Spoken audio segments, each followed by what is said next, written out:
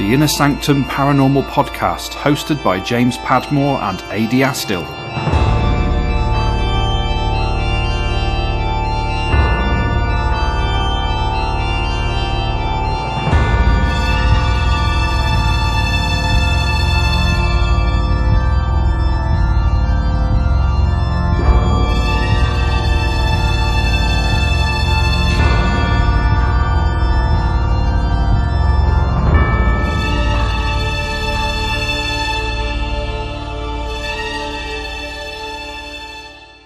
Joining us in the Inner Sanctum is a multi-award-winning writer, author and playwright.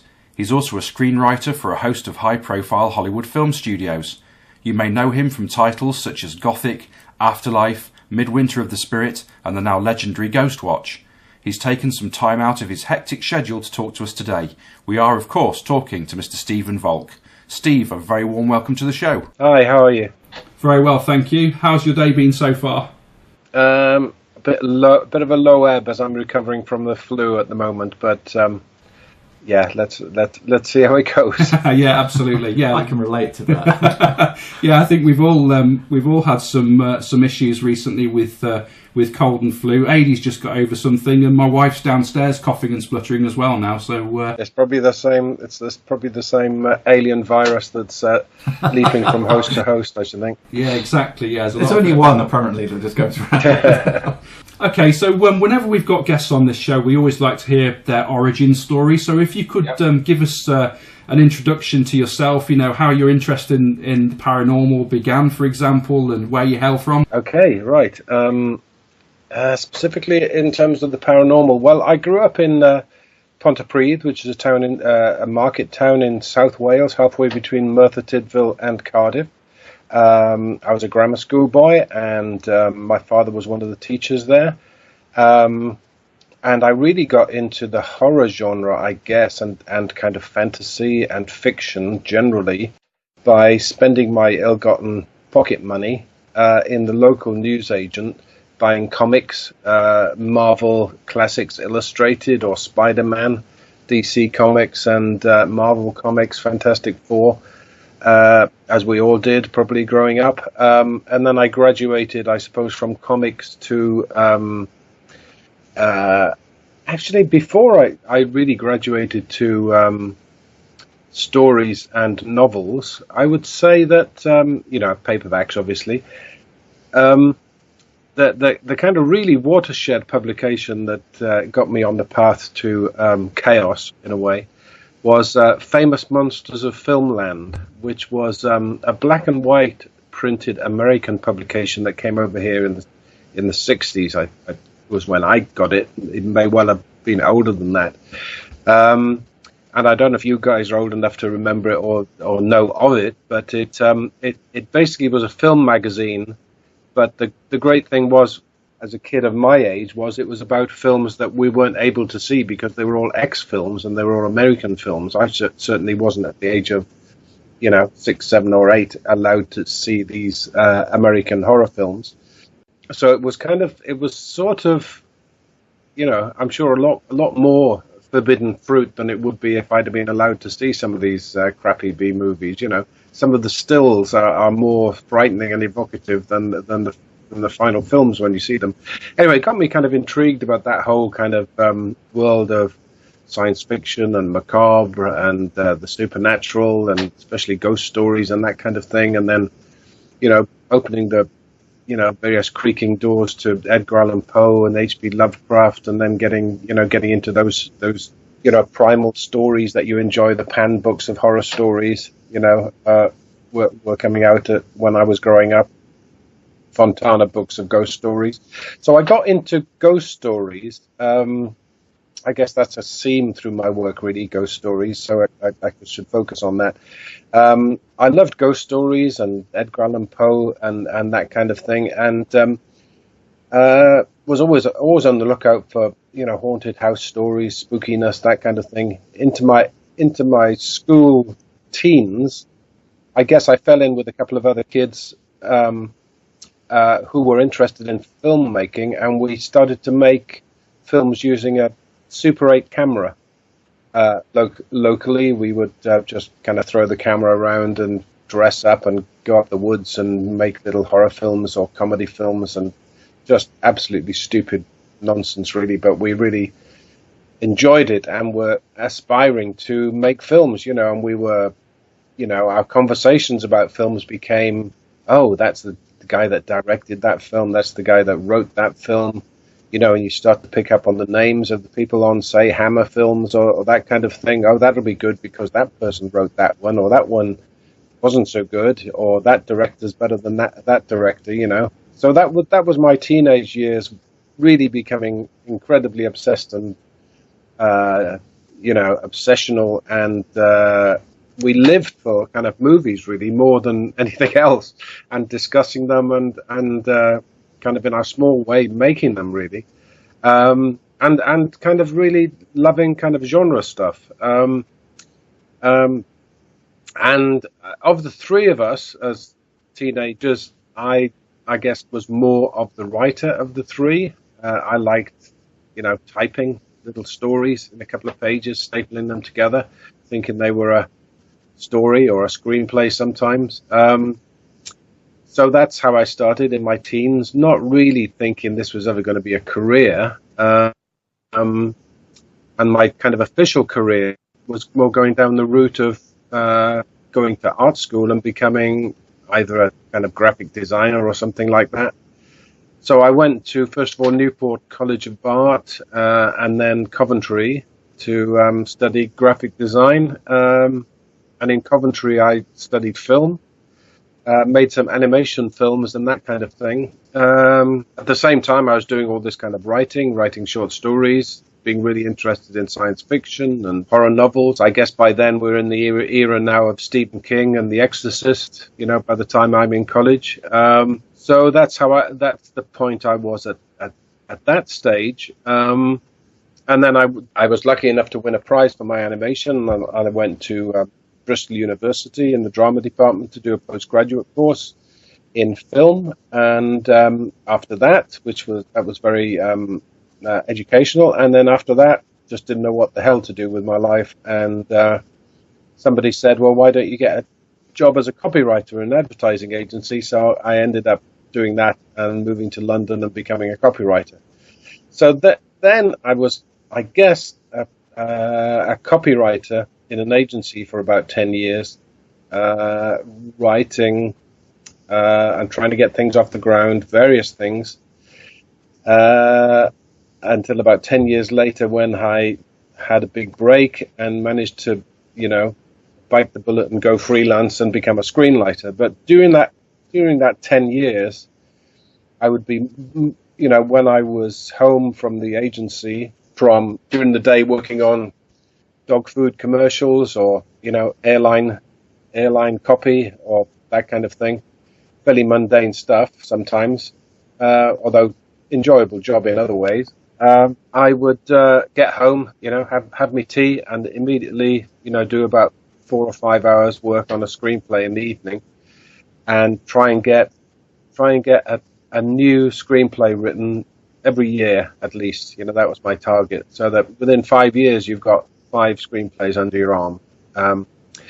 So I was quite kind of determined by then. How I decided on that I was writing screenplays was rather curious. I met an agent, and at that stage I'd written a radio play or part of a stage play and part of a screenplay, part of a book, this kind of thing.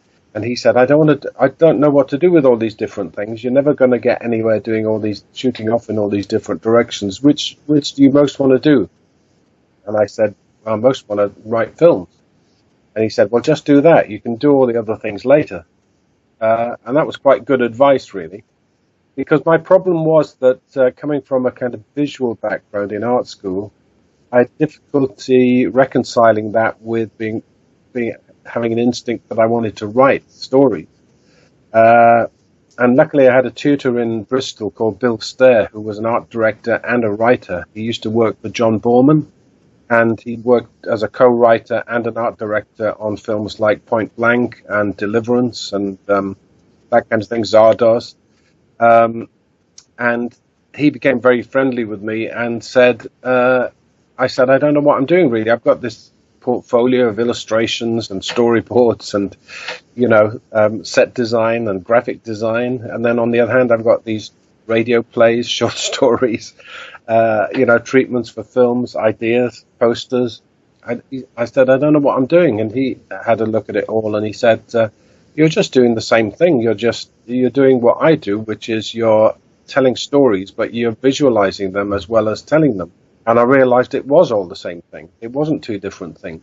So I think that's why I felt that screenwriting, being more visual than the other aspects, was appropriate to me. But to hone in on your question about the supernatural, I think it's quite important to tell you my first film that got made was a film called Gothic that was directed by Ken Russell. And basically I latched onto that idea because I read a book about that fateful meeting on the shores of Lake Geneva where Mary Shelley dreamt up Frankenstein in the company of Lord Byron and Shelley and Dr. Polidori and all the rest of it. And I read about this weird incendiary group of brilliant characters, and I thought, my God, why the hell hasn't anyone made a film of this? And it's all kind of set in one house. It's like a kind of madcap, kind of hammer horror, whatever happened to Baby Jane kind of thing. And so I kind of wrote it. And subsequent to that, I was looking for another kind of haunted house type of story, and I was reading increasingly about the history of psychical research and becoming interested in the history of the SPR and spiritualism, and via my interest really in Conan Doyle and that kind of era of scientists and all the rest of it, Harry Houdini and all that kind of thing, his debunking. And I came across the story of the Fox sisters and became very quickly fascinated by it, as I still am. And I started to research it. I read about the story of the Hydesville rappings and the three sisters, and the two sisters initially, before the older ones brought in, hearing the raps and Mr. Splitfoot do as I do and all the rest of it. And I thought, this will make a good enclosed, claustrophobic ghost story based on a true story kind of thing, really. So I started to research it and read it, and my big epiphany came when I was reading this research about the Fox sisters, and I suddenly thought, I don't buy this at all. I just don't buy it.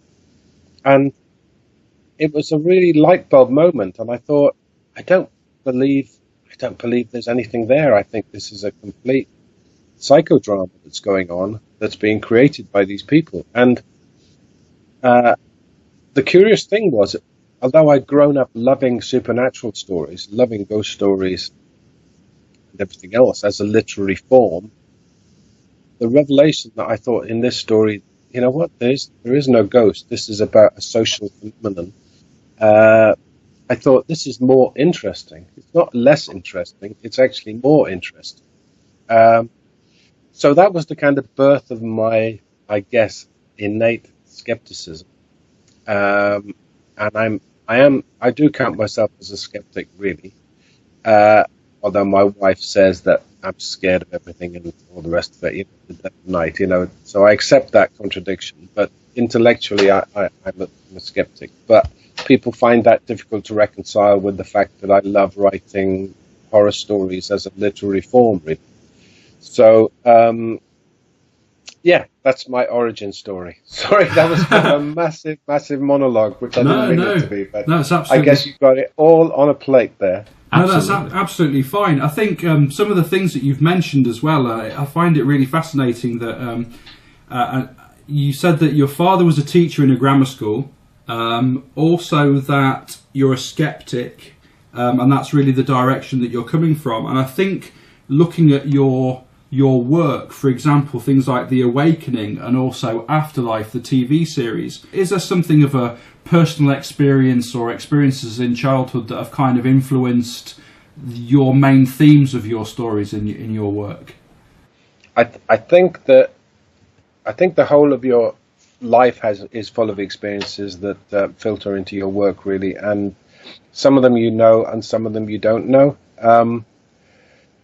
You're kind of you know, it's the only ammunition you have in a way, or it's your toolbox. Your experience when you're sitting down to use your imagination to structure or think, you know, thinking every day, what would a character do in this situation? You're spooling through kind of Rolodex of your experience of what people do in situations, and what people you know through your life, and what experiences you have had, in order to tell you what is a plausible or believable way to communicate what I'm trying to do in this story. It's not a case of thinking, oh, I'm gonna steal that character from my life and make that the character in my story, or anything as obvious as that. But I think everything you do informs it in a way.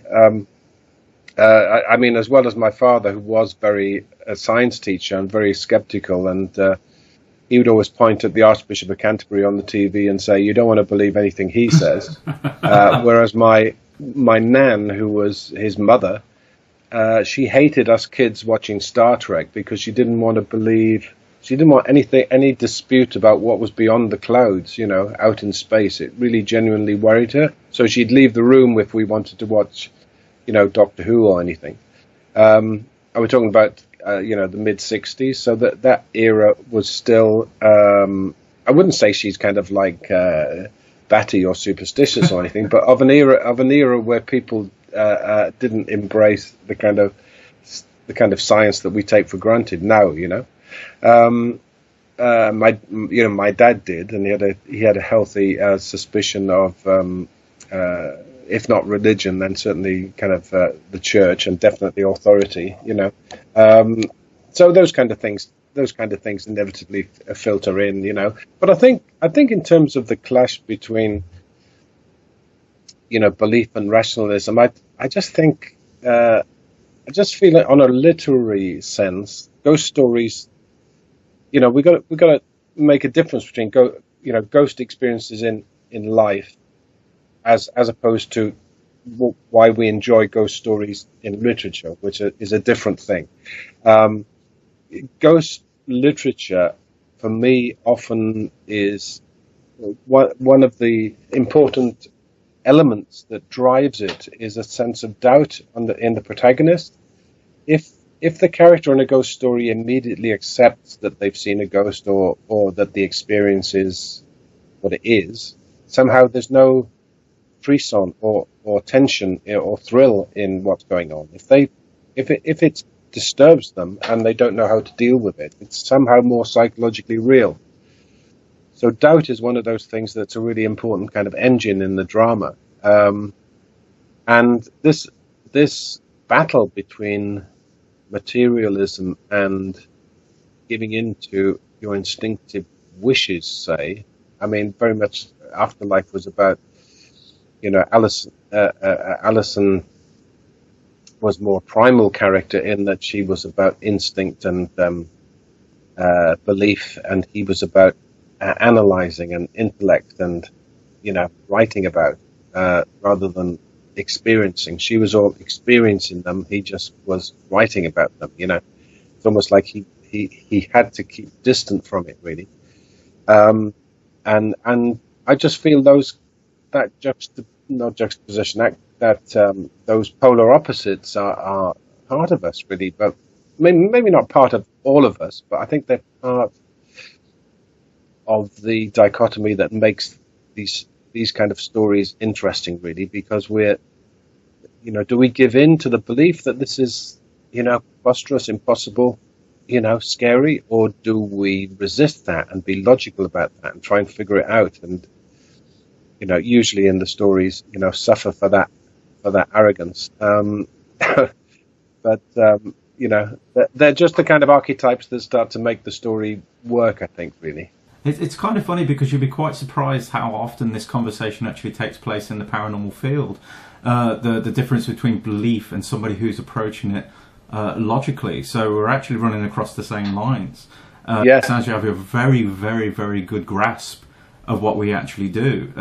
You know, the difference between belief and logical thinking. Yeah, wouldn't facts you say? and evidence. Exactly. Yeah.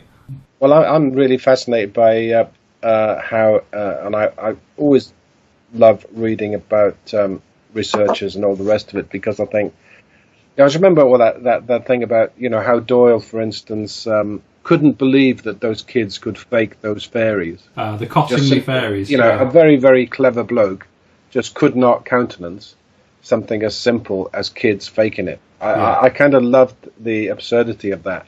And I think in a similar way, I don't think we're any smarter now. I think there are incredibly clever people who are invest in certain theories, and it will take like an earthquake to shift them on those theories, because they become so invested, it becomes part of their identity.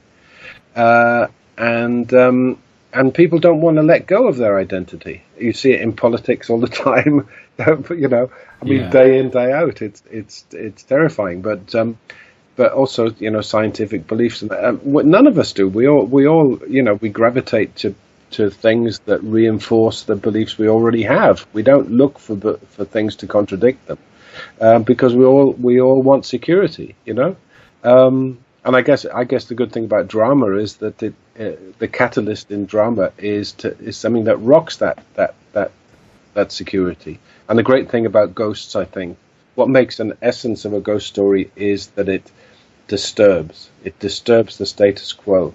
That's why I think if there isn't much disruption in a ghost story, it's not really a ghost story. If it's a kind of light-hearted ghost story, to me, you can't really, even though there's a ghost in it, you don't really call it a ghost story, because the essence of a ghost story to me is the disruption element, the catalyst, and for me it's usually, again, this is not to do with real life, this is to do with, how I figure out these stories in drama. It's to do with, I usually define the ghosts by examining the character who sees the ghost. The character who sees the ghost to me is the interesting part, not the ghost itself. And I don't think you can define one. I can't write a story defining one without the other, really. Because the ghost is often representative of often a kind of unresolved past, or the unresolved crime, but often a kind of a secret, or a kind of something an unspoken thing that's a kind of a wound that the character carries, something that needs to come out by the end of the story, kind of thing, really. And I just find that really, for me personally, over the years, it's just become a genre that I'm really drawn to, because it's not only does it get under the surface of characters and test them, but it's how can I say this without sounding a wee bit pretentious? I find it kind of poetic, I would say. It's sort of a symbolic genre, the ghost story, because it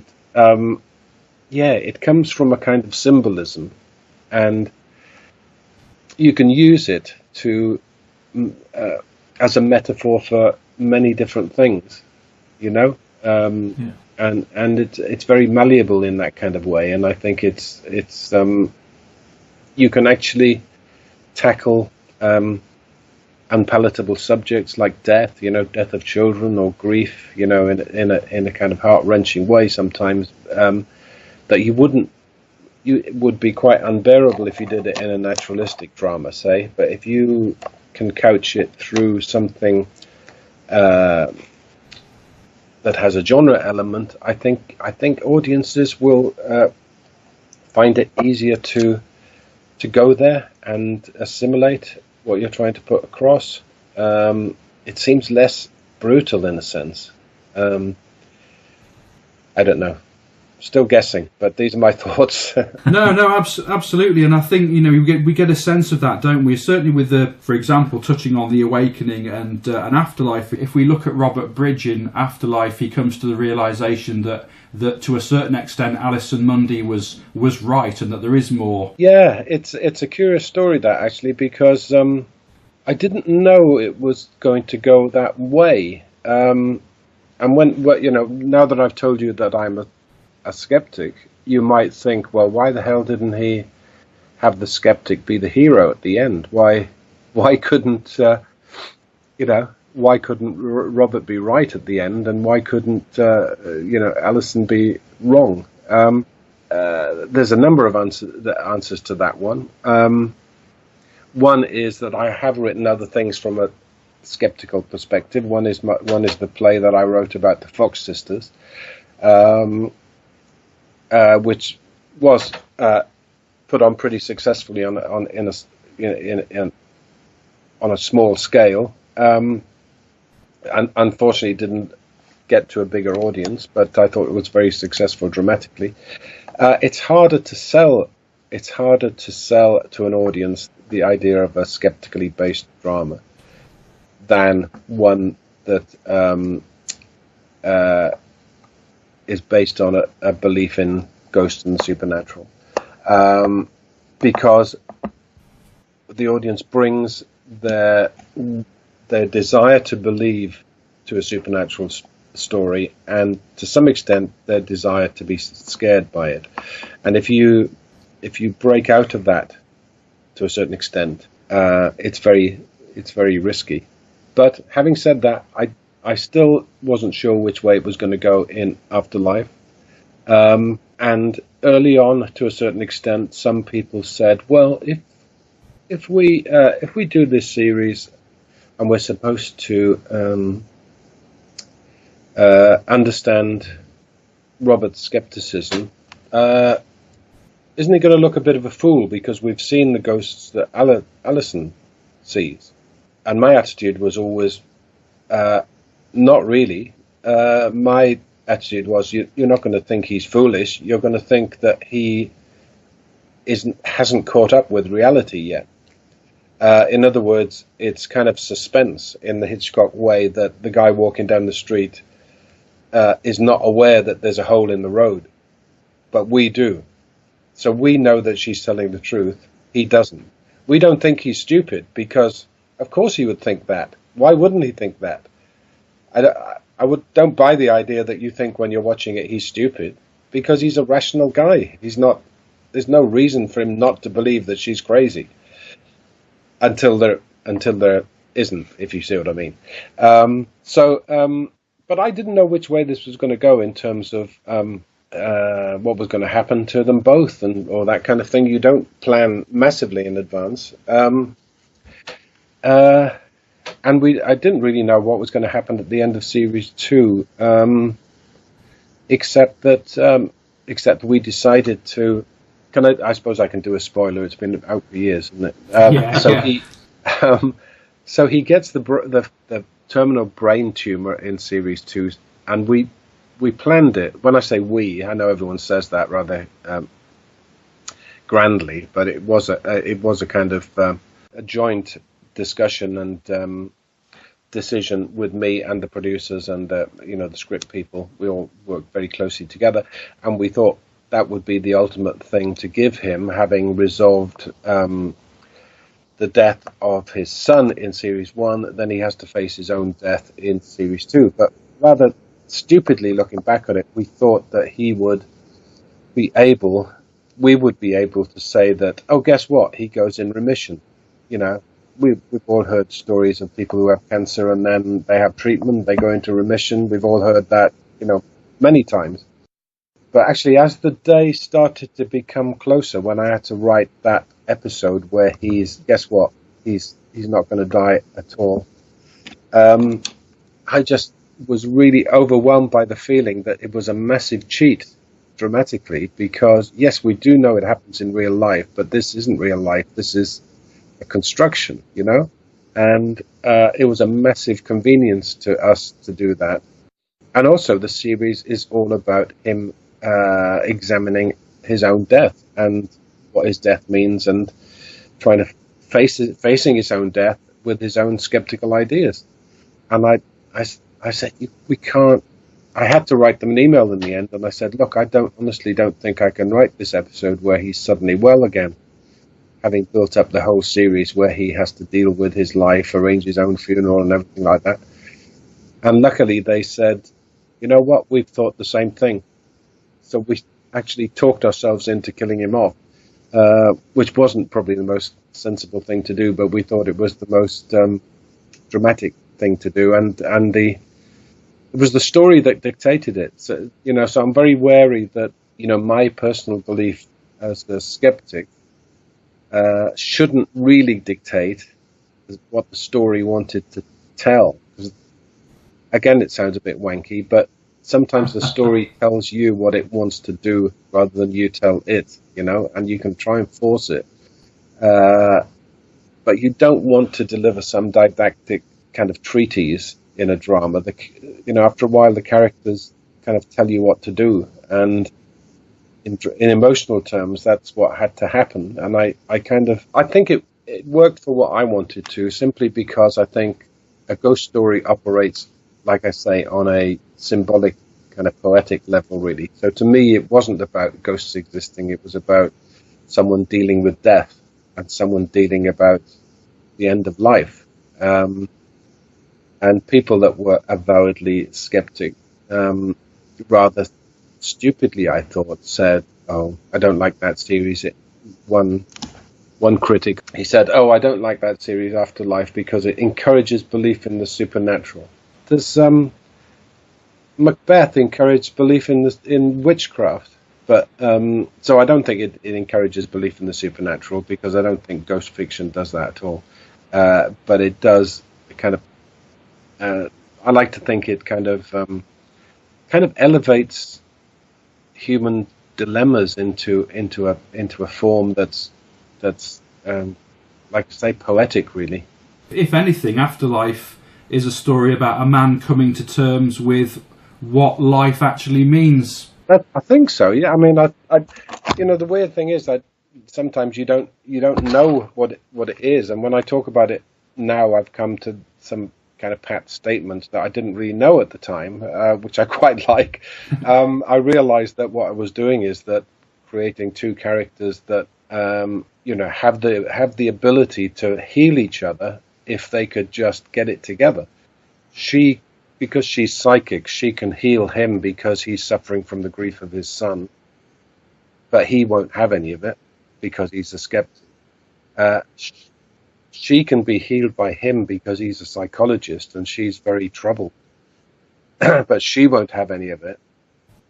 If they would meet halfway, they would, if they could absorb the best of each other, they would become a whole, Yeah, and I think in a way that's what I like about this tussle between rationalism and belief, is that you feel if the two elements, if the two polar opposites could just settle down, then we'd get somewhere. But meanwhile, I think the conflict between the two is vibrant and kind of like fun to play with in drama, really. And that has parity with the paranormal field, as Adie touched on earlier. You have, for want of a better term, zealots who will believe things without needing facts and evidence, and then you'll also have your heretics who will be off there doing whatever they need to do to experiment, and maybe even your alchemists, which are somewhere in between, trying to form an opinion about what's going on. And at the moment, all those opinions are valid,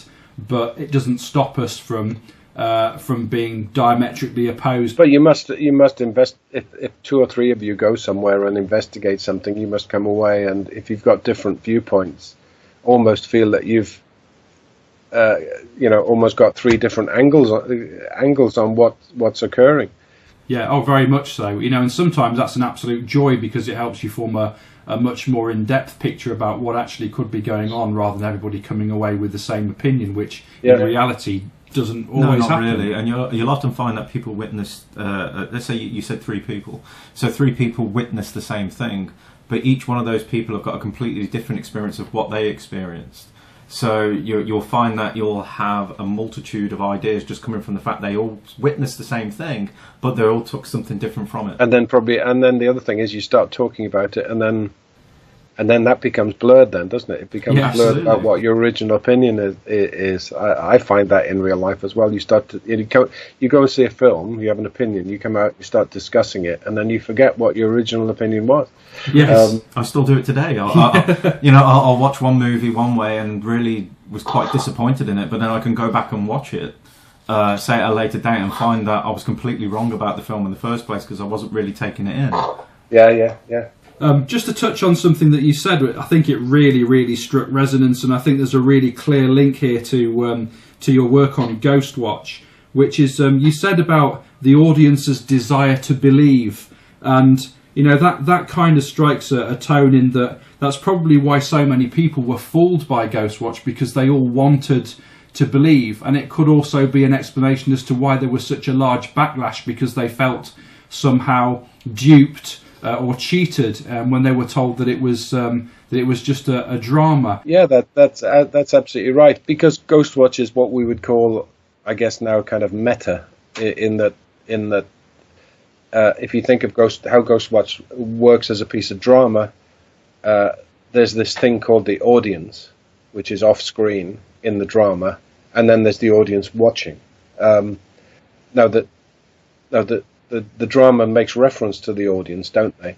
Although the audience aren't actually there, because the whole thing was actually pre-recorded. Absolutely. So there's the fictional audience that we refer to, and the actual audience that are experiencing it on Halloween night. But I think in terms of thinking about the audience, the audience as a character in the drama, that was very important to me structurally, because I was very influenced at the time of writing by Hilary Evans. Wrote a number of books about, and I was very taken by them, because he would describe very different experiences, like visions of the Virgin Mary and UFO experiences and various incidents in history, and describe them in such a way that you were convinced that they were essentially very similar psychological experiences. And kind of wish-based experiences, and it depended on the cultural context and all the rest of it. So that was, part of what was going on in my mind. The idea that the TV audience might actually, be careful what you wish for, which is a kind of archetypal ghost story message. Indeed. Warning to the curious, be careful what you wish for, and all the rest of it is the essence of what Ghostwatch is about. The audience tunes in. I mean, the one-liner for Ghostwatch is the audience tunes in on Halloween night to see a ghost. Guess what? They see it. Yeah. End of story. So in that sense, and it's the first time I've actually said it like that, if you sum it up in that one sentence, the protagonist of Ghostwatch is actually the audience, which I've never thought about. So that's quite an interesting way to analyze it. I don't know though anyone's written that aspect of it, but it is the TV audience watching that is actually haunted by the ghost ultimately, that's watching, which is maybe what makes it a little tricky to get your head around when you are that audience, But I think what I think was really exciting for me. And initially, as you probably know, the proposal was initially, talking about the late 80s, quite a conventional drama proposal, that it was going to be a 6-part series. Yeah, a 6-part series that was as you might see, a conventional supernatural drama over 6 episodes about a psychical researcher, as they called them in those days, and a TV crew, a camera crew, So that was the initial premise, and they couldn't do that. So I was just in the office, and I said, well, could we do it as a one-off? And I said, well, why don't we do it as if it goes out live, and use the, studio cameras and the rest of it, use real presenters, blah, blah, blah. And it was all kind of pitched in like 10 minutes off the top of my head. And, I was excited by the idea. I didn't know how the hell I was going to write it, or let alone how anyone was going to make it, what do you think?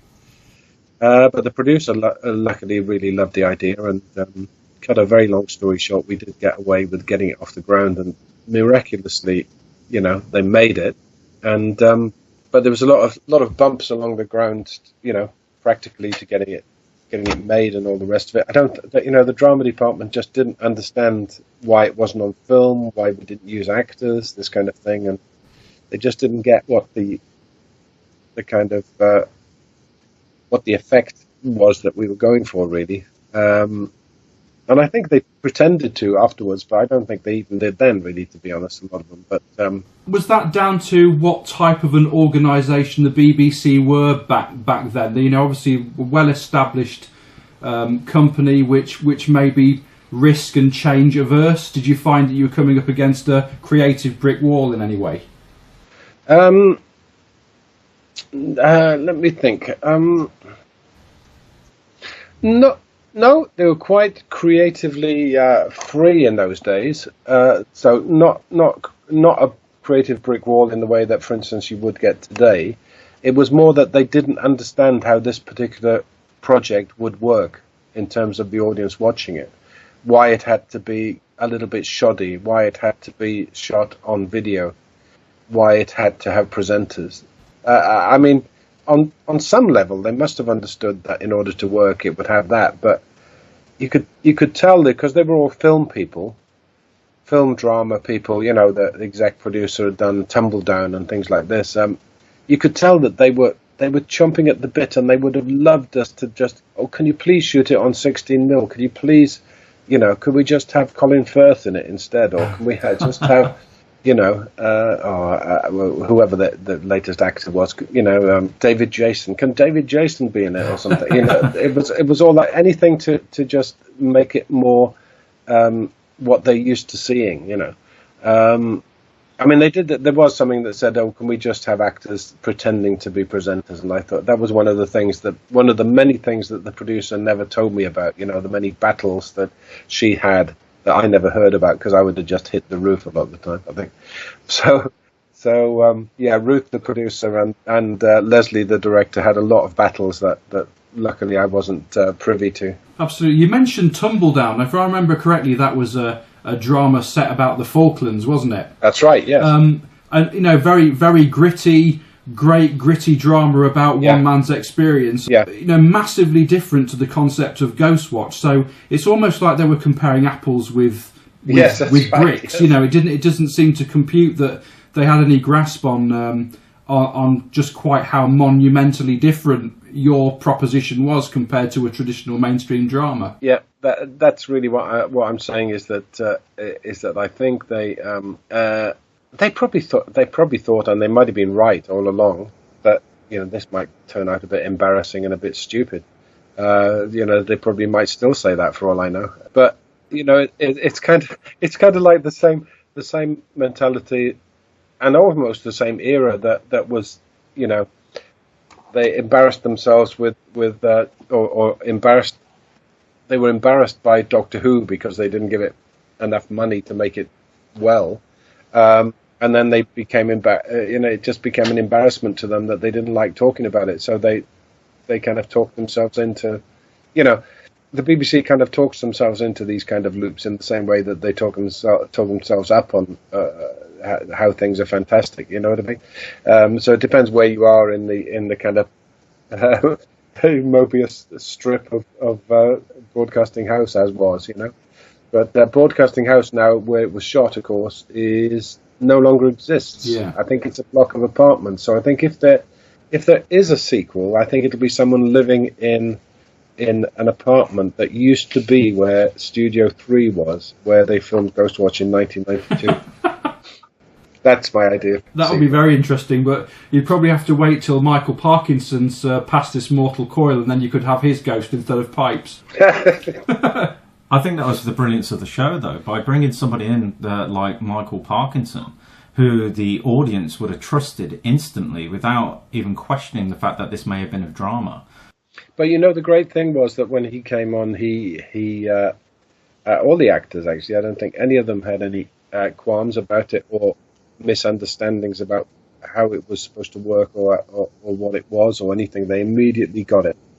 So they knew the potential to be effective. They knew, you know, Ray Charles knew he was there to be a bit of a tit, you know, etc. You know, and they knew the kind of roles, and they were up for it. And you know, Parkinson was fantastic, and you know, he understandably didn't really like learning lines terribly much, but I mean, the director and I talked to him and said, look, we were more than happy for him to say things in his own words. I mean, for God's sake, he's been interviewing and appearing on TV for 40 years. Absolutely. Why should he go by my lines when he can express it better himself? That was my attitude, as it was to everybody involved, really.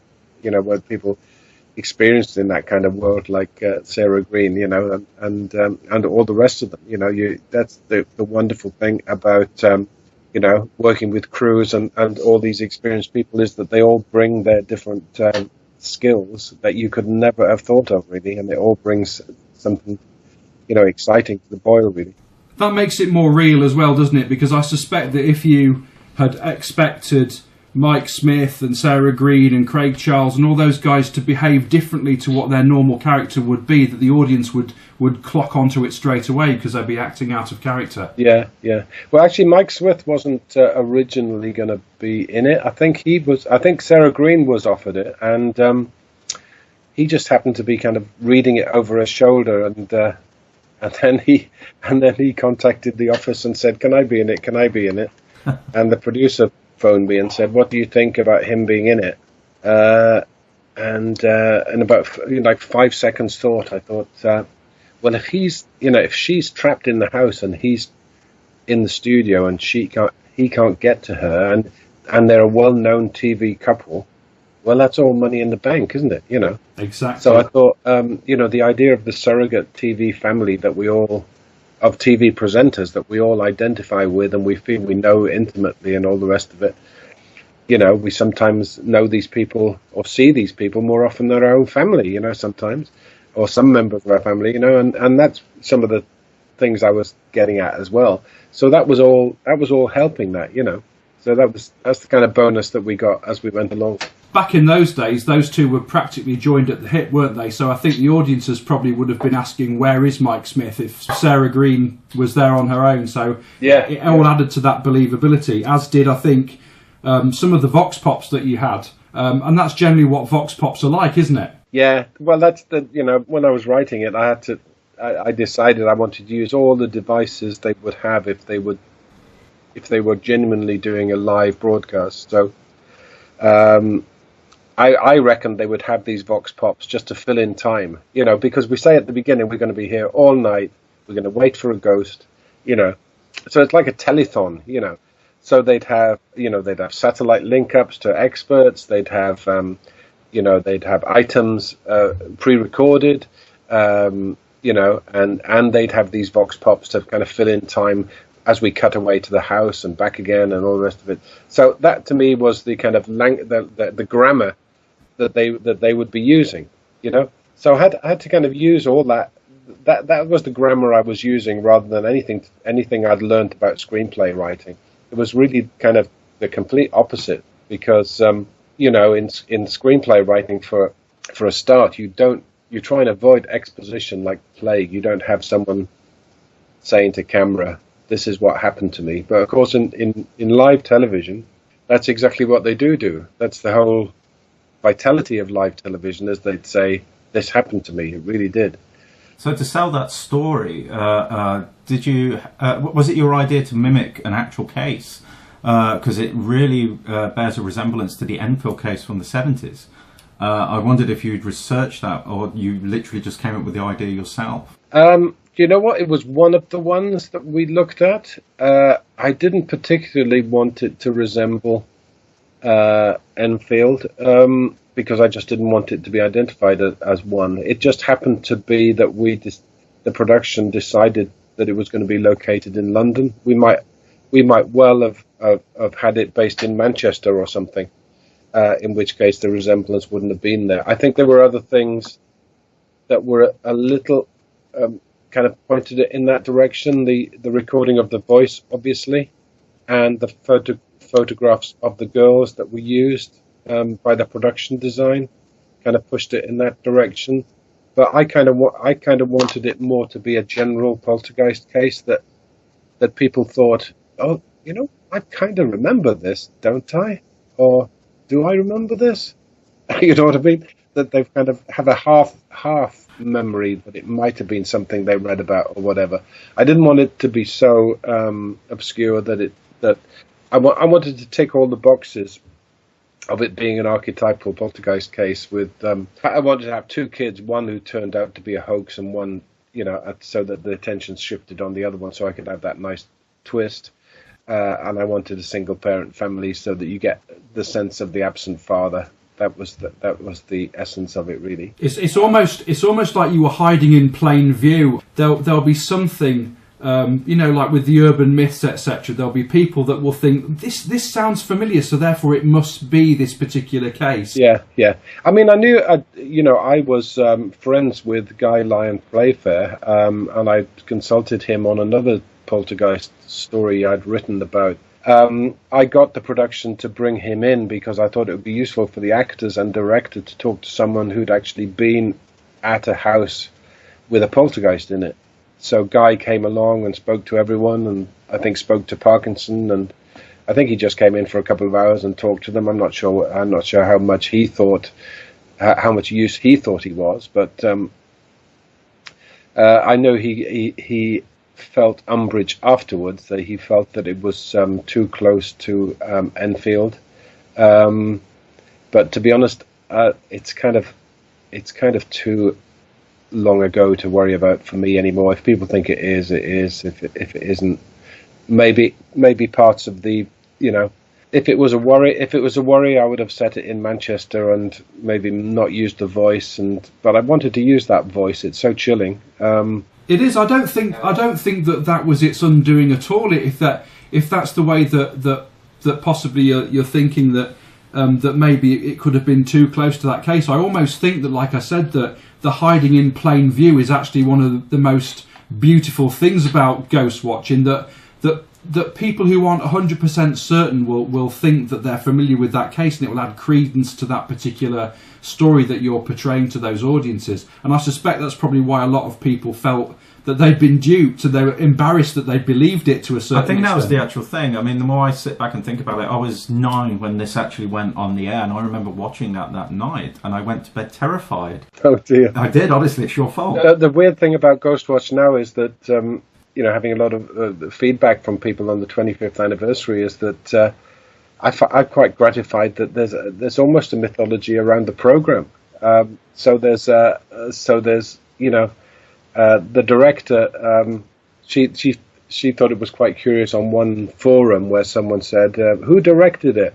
And somebody else said, I think he's dead. Oh my God. She thought on both counts that was quite amusing. So it's not only is she not alive, but she's not. She has to be a man, So and then that a guy committed suicide as a result of it, don't you? You know that whole background. Did he have learning difficulties or something? That's right. Yeah. I think I it was about vaguely remember something about it. But I don't really like to go into that for obvious reasons. But just to talk about the mythology, that again on a message board, someone says, I heard a child kill themselves, and so something from a 17-year-old man becomes a child, and over the years, like I say, the mythology, accrues against it. What happened to that guy who played pipes? Oh, he died. Nobody knows what happened to him, or all sorts of weird stuff. Yeah, absolutely. That's how the urban myths are generated, isn't it? This the whole Chinese whispers around these things. I think it's kind of, in this case, it's kind of weirdly appropriate, though. I think really, it's no less than it deserves. I think that kind of moves on. We're talking about the believability and the way that the audience received it. But when we're looking at TV shows all around the world now that kind of have a very similar format, even most recently, I think we've got a program called Celebrity Haunted Mansion that's just launched here in the UK. Oh yeah. Does that people were waving that at me the last few days? Yeah. Does that give you a sense of pride? Ghostwatch was almost like the big brother of the paranormal media world, in the sense that it was the first time that anything like this had been done, and subsequent programs just seem to copy that format. Well, I guess my take on it is quite firm, really, in that I think they don't try and do what Ghostwatch did at all. I think they aim to do something completely different, which is to do a reality show or investigation as entertainment, and that is all well and good. In some cases, that might be with great integrity and seriousness, and if not seriousness, then it might be entertaining. And in some cases, it might be so palpably ridiculous as to be insultingly vacuous and just pandering to the stupidly gullible. Yes. But not necessarily, not by definition. It could be, there could be excellent, good shows out there with good intent. So I'm not tarring everyone with the same brush. But mainly I'm thinking about I'm specifically thinking about Most Haunted, which I must admit I've never seen the whole program, simply because I still to this day have not got Sky TV, and because to me I always thought Derek Acorah really being a real medium, well, if you know what I mean, in inverted commas, espousing himself to be in contact with real spirits. See, weirdly, even though Ghostwatch said was pretending, it was pretending. It was straight with the audience in saying we are pretending. Do you know what I mean? It's one thing to do a supernatural show that appeals to the gullible, and that's their objective, and it's entertainment, and that's the end of it. But my objective was not to pander to people's belief in the supernatural. It was to shake them up and to ask them, challenge them about what they trust. Do they trust what they're watching? Do they trust what they're being told? Do they trust what the presenter's telling them? Do they trust the expert that's supposed to be right? Do they trust the picture that's being shown to them? And do you trust the TV set? Do you trust that thing in the corner of your room? That's what I was trying to say. Is it going to do you harm? Is something going to come out of it that's not good for you? Is it in your best interest? And that's what I liked about the fact that it was a TV ghost story, because do you believe what you see is also the essence of a ghost story. And I think that's why, to me, I was so excited about doing Ghostwatch as a TV ghost story, because it couldn't be anything else. Couldn't do it as a movie, couldn't do it as a book, short story, nothing. Had to be done on TV. And if it wasn't done on TV, it wouldn't get done. So but the medium was absolutely the essence of why to do it. You see what I mean, really? But that's why it was drama, and that's why I was disappointed that people didn't discuss it as a piece of drama when it went out. It was full of outrage and shouldn't be allowed and all the rest of it.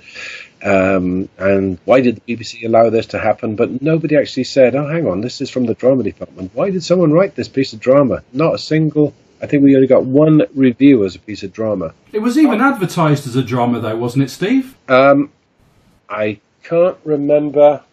I'm just looking here. It's probably on my shelf somewhere. I think it might have said Screen One. It might have said Screen One Special, but it did have a cast list in the Radio Times. Yeah, exactly. If I remember, it had a cast list, so it wouldn't.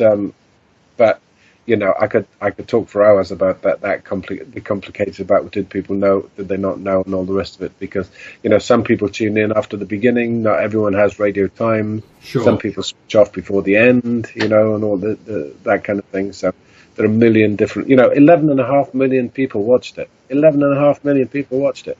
That's a staggering number. I mean, it's I think it's one of the highest single dramas ratings ever. So that's pretty. That was pretty good at the time. It's impressive. So you're going to get some complaints out of that, really. Mind you, they did get a lot. I think it was something like 300,000 complaints. Oh, wow. The phones got jammed and everything like this. And I remember they had to put it out on broadcast that it was literally a drama. Quite later that evening, if I recall. I remember I was lying in bed watching it on a portable, and they we had portables back then, not big big TVs. I'm showing my age now. And they literally said, no, this was all fake. Everything's okay, because the country literally went into panic, a bit like the War of the Worlds, which I think was fantastic for what you actually did. You had each element in place, which was just perfect. Although you say you didn't specifically base it around the Enfield poltergeist, it certainly felt like a telling of that story. But then by putting somebody like Parky in there, who the country would just absolutely believe was just a stroke of genius, because Parky's just got that face. You know, you will sit and listen to Parky. Yeah. It was just perfectly done. I couldn't pat you on the back enough. Parky never lied, did he? Until then, pretty much. I have to say, he always, even in the flak afterwards, he always supported it, though. You know, when you expect, because to be honest, what always happens is the actors always get it in the neck when something goes wrong. Yeah. But you know, he just he just said, "Oh, don't be soft. You know, people believe anything." You know, I can't believe that. To be fair, bless him. I think, you know, when we're talking about all the questions of trust, touching on that again, you know, all those questions are still valid, aren't they? Perhaps even more so in light of accusations of fake news. So, I think one of my final questions really for you is, if you were writing a Ghostwatch for the 2018 audience, what do you think would need to be done differently in order to get the same level of impact that it did with the audience 20 odd years ago? I think you'd have to be. I'm not sure even it would work as a, but whether you could do it. I mean, if you could eradicate it and pretend it hadn't happened and do it now, I don't know that you. I think if you did it now, you wouldn't do it as a drama. You'd do, you know, ghost watching with the Happy Mondays or whatever they do, or the Stars of Coronation Street. You know what I mean? Which it's kind of all been done for straight in a way. So the opportunity to make it kind of do something different has kind of gone in a way. I think I always think that the kind of Ghostwatch for today, if you like, is going to be something that I couldn't think of. That's the whole point. It's a generation later, and I thought of it. I thought of what I did then. I'm not going to think of the thing that's going to terrify people now and catch them off guard. It's going to be some other bloke that's thinking of that right now, that's going to catch people unawares, and it's probably in a completely different medium. It's probably on the internet, but then the internet's full of these things that come and go so swiftly. I wonder if, oh my God, this is a terrifying thought, but it's almost like it. I saw something today which was a Chinese woman with a toddler. Did you see that? I didn't. It was a little clip of a toddler, and she's feeding pigeons breadcrumbs, and the pigeon lands on her mum's knee, and this toddler grabs the pigeon by the neck and takes the breadcrumb out of its beak. And it's very, very realistic, but I think it's completely fake. Wow. But it's completely gone viral. But my point is, it's totally trivial. Someone may have just done it as a bit of, whether it's real or not is irrelevant, but it's just a wacky thing that just stops you. Those things happen, twice a week? At least. Maybe twice a day for all I know. So what's going to have an impact? And I hate to say it, but probably what's going to have an impact is not someone doing it for entertainment. It's going to be someone doing it to disrupt some government, or for political gain or something like that. It could be some complete disruption of what we think is going on. I mean, why wouldn't it be? When you think what people can fake and get out there about what's happening. Sure. So maybe more on the side of, for want of a better phrase, media terrorism or something like that. Yeah. Maybe that is the future, because it's kind of easy to do the kind of what we used to call candid camera.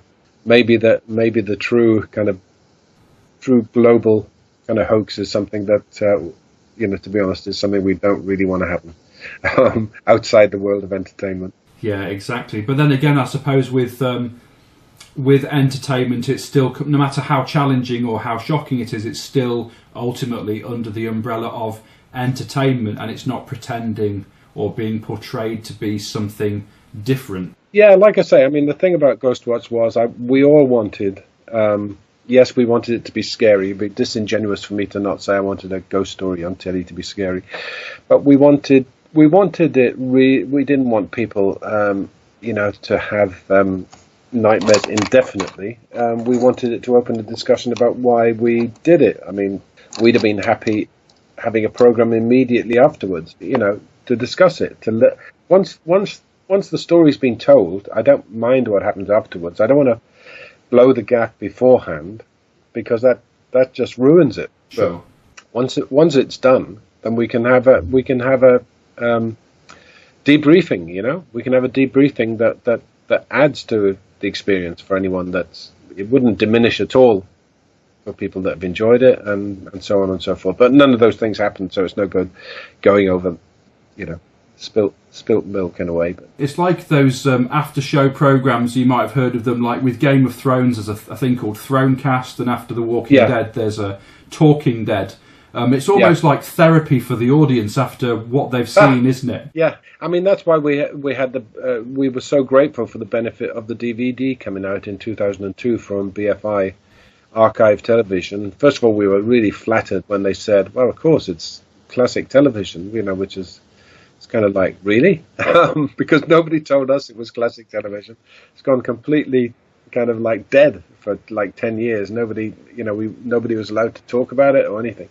And then suddenly the BFI say, yeah, we want to release it. So they say, can you get up to London next week, and we want to record a commentary, So yeah, we kind of went up to London, and that was the time when we got a chance to record our feelings and intentions, and importantly our intentions. Sure. That that the BBC didn't spend 600,000 quid to make something that was a kind of gag. That there's a bit more dramatic intent behind it, and that we weren't all kind of like giggling up our sleeves like naughty school children. I think it was a nice touch for that DVD as well, in that it featured copies of the screenplay, didn't it, and the original treatment. Oh, that's right. Yeah. Well, I kind of offered any extras because I thought, to be honest, it's the only chance we'd get for maybe people that were fans of it. And of course, subsequently, the great thing about the internet then blossomed, and we found that lo and behold, after feeling that the show was in the wilderness for 10 years, being ignored by the BBC, there were all these people that were actually massive fans of it, and that was the absolutely brilliant when people start to ask for screenings, student screenings or independent cinemas, or the screenings that were organised for the 25th anniversary, which were spectacularly brilliant for us, to let people, to see.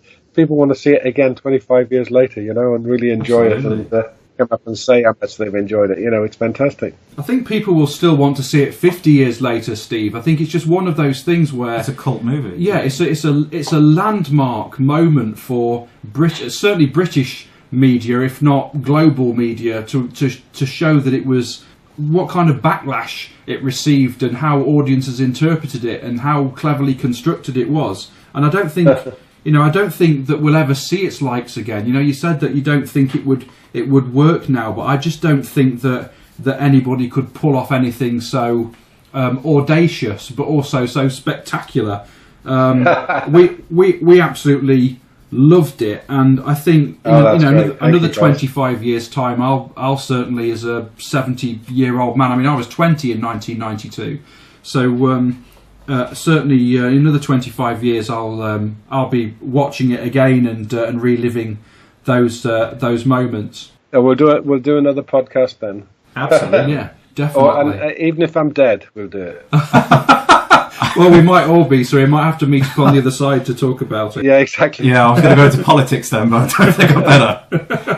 The DVD that you said got released by BFI in 2002. Yeah. What actually happened that year as well is Most Haunted also did their first series later that year.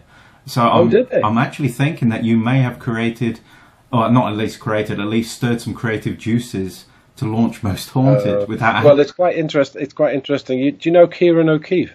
He's a big fan of Ghostwatch. I'm delighted to say, and a really lovely guy. And actually, he was very helpful when I was researching Afterlife. But that's another story, because I went and observed some of his seminars about the rhetoric of mediums and that kind of thing. So that's another story. But he does a lovely short presentation about how Most Haunted is actually based on Ghostwatch. Lovely. And it's quite funny about, silver-haired old silver fox, blonde reporter, blah blah blah, and he does quite a sarcastic presentation of it, which is quite fun. So maybe you're right. It's been absolutely fantastic talking with you, Steve. I'm just conscious that we've kept you much longer than we initially talked about. So what I'd just like to touch on just before we close is, if it's not confidential, what projects are you currently working on? Is it more supernatural stuff or something in a different direction? What am I working on? Well, to be honest, what's in front of me at the moment is I'm working on a book. Which should be out in September. It's called the Dark Masters Trilogy from PS Publishing, and it's 3 novellas. The first 2 of which I've already written.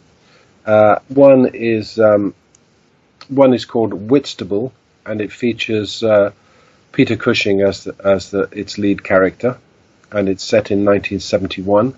The second one is called Leytonstone, and it's set in 1907 with a young Alfred Hitchcock as the main character.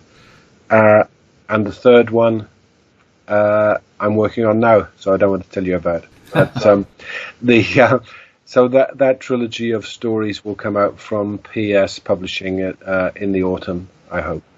So there's clearly a link there back to your past with the Hammer horror. Yeah, it's more the link of the stories. They're separate stories, but they're all linked in a way. The reason they're called the Dark Masters Trilogy is that they're all practitioners in the horror genre in a way, or I'm kind of interested in examining sometimes what the hell is this business I'm in of terrifying people, and I kind of like doing it through other characters rather than Stephen King, for instance. When he wants to write about a horror writer, he invents a horror writer, pretty much like himself.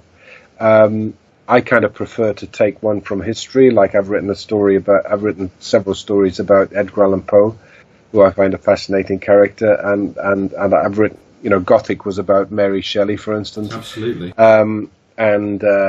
So Peter Cushing was obviously a horror star, so that story is about, someone who's a kind of hero in horror films. How does that person deal with when they have to get to grips with horror in real life, for instance? And in the case of Hitchcock, similarly, what creates in the child that is Alfred Hitchcock, what makes him the master of terror later in life? What are the formative? What's his origin story, if you like? And the third one, similarly, is a third character who is a kind of creative in the horror genre, in a sense. So I kind of like the idea that three stories kind of mesh together as one. But yeah, we'll see. Fascinating as well that you've got 3 different characters, which means that you can explore different things using those different personalities. Yeah, and like I say, I'm not straining to make the stories fit together. They are separate, but I felt that thematically they were kind of give themselves to being in the same volume together. So I'm quite happy it's worked out that way. Fantastic. Where can people access your work, Steve? Obviously, you've got a wealth of material that's out there in the ether and in physical form. Probably first point of contact would be to have a look at my website, which is stephenvolk.net. There's usually links there to Amazon, DVDs and that kind of thing. Afterlife, I think, is streaming on Netflix. I think The Awakening is also on Netflix. I'm not quite sure, but probably if your listeners were to go to, if they're interested to look at my website, then to Google, that would be the best. And then they could also find about my my books of short stories and that kind of thing they might be interested in dipping into. So, yeah, the more the merrier. Do you have a Twitter account by any chance for people to engage with you? I do have. I am also on Facebook, but I dip in and out of Facebook rather erratically. So Twitter I'm on fairly consistently, and that's at Steve Volk Writer. STEVEVOLK Writer. Excellent. Earlier on at the top of the show, you mentioned your play about the Fox sisters. Can people find a link to that on your website by any chance? Well, there is a page about it, but there's not a recording of it in any form, unfortunately. Is there a published script for it at all? No, there's not a published script, unfortunately. But if people were interested, I'm sure they could contact me and I could give them more information. Yeah, I'll be the first person to do that. I'll be asking you for that straight away. I definitely want to read that. I'm sure Adie's interested in that one as well. Put my name down. Yeah, that's fantastic. It's been an absolute privilege talking to you, Steve. Thanks so much for your time. It's been fun. And we look forward to talking to you again in the future. Hopefully not in another 25 years, but sooner than that about your other projects. That would be great. Thanks very much. It's been enjoyable. Thanks a lot. Bye.